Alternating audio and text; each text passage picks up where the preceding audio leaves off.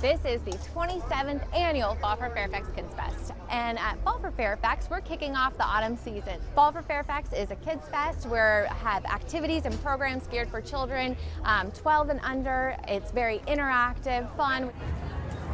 Our festival is in the fall, so we do feature scarecrow making.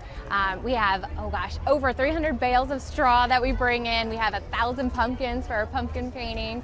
And then we have our fall photo op that's nicely displayed where families could take pictures for their fall photos or holiday cards. And then we have a whole section called Kids Village, which has our petting zoo, pony rides, moon bounces over there. The list goes on.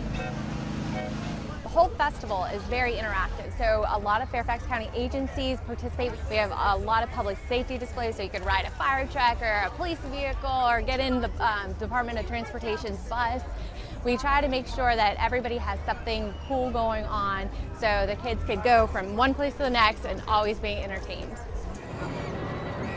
This festival has something for everybody, so we're able to bring in people across the county, just creating a place where they could enjoy being with their family, experiencing interactive and educational programs for their children. It's just a great environment for everybody to come together of all cultures and all diversities, and that's what our event is for.